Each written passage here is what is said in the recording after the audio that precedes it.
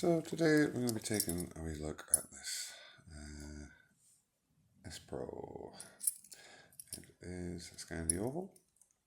It is, 7 pins. Nice little high-low bitten. I've picked it. It arrived yesterday, so it's pin 3 is a 0 lift on that. Works nicely enough. Does feel like there's a bit of slop in there. I would say it is not as well built as perhaps an S700 perhaps. But you know, it's a nice enough looking lot. It's a wee scandi. I was intending on doing a pick and gut because I've got my suspicions about what's inside this. But I don't have any tools here to gut it. So what I'm going to do is throw out a couple of tips instead. And I've got 2 tips. I've got one for beginners. I'm just going to put some focus lock on that. And one for more advanced. So for beginners, one of the problems that a lot of beginners have is finding the first binding pins. The traditional method is to insert a tensioner and then start feeling your way down. Is that binding? Is it soft? Is it squidgy? I don't know. I'm just going to start pressing pins and see what happens. I might get a click. There we go.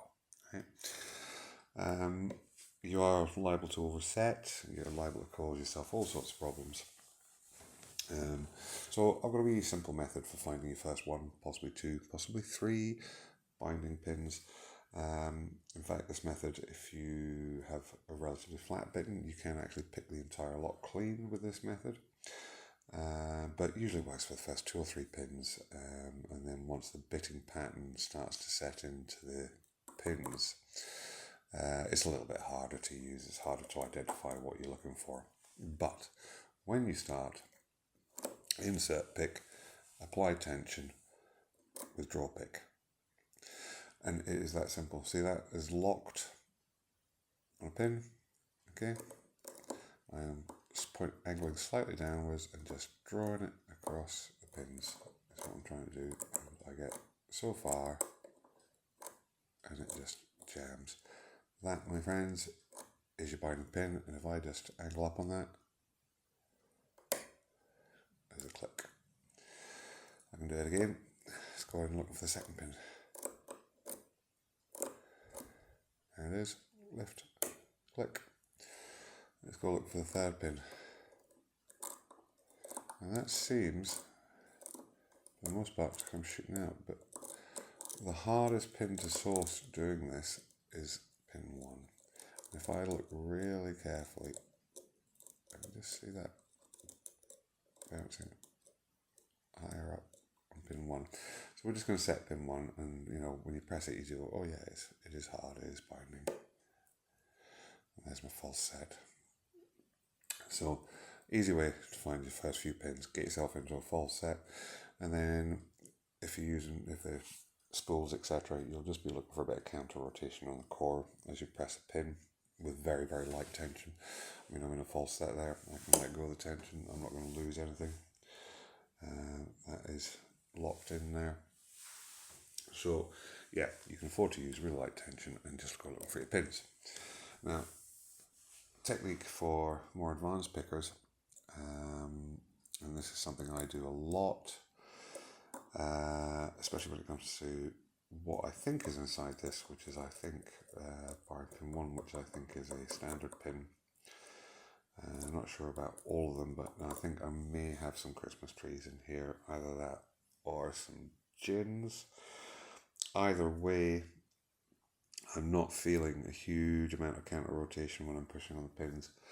I'm having to hook behind the pins slightly and twist and pull, and I can start them, feel that the pins want to move, which is what's making me think it's Christmas trees, but I'm not getting a huge amount of feedback. Now, if it's Christmas trees, generally people are going to go, right, I need to float pick it, which involves me getting out a second tensioner, popping it in there and playing counterbalance whilst I pick. There is another method to affect the same result, and that is to use a well-fitted tensioner. Now this one does have a little bit of slop in it, but I'm used to doing this and it's nothing that I can't work with. But get a really well fitting tensioner, and I will go in on a pin. So it's pin 2, yeah, pin 2's there, and my pinky will come down, and I will use my pinky to provide my counter rotation. Now I'm not actually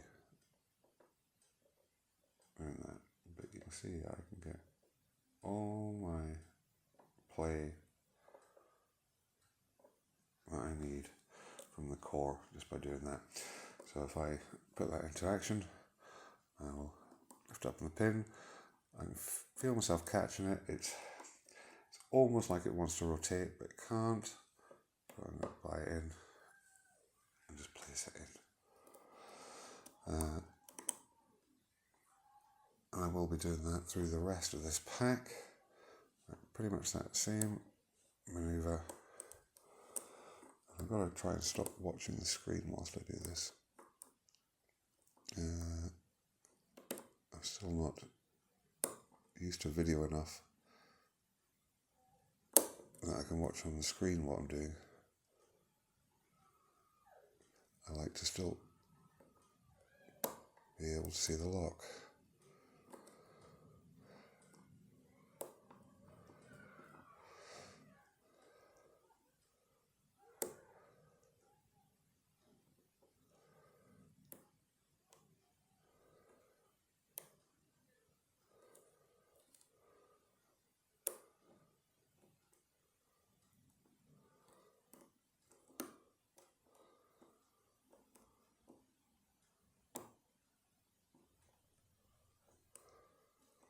I'm just popping these in place one by one.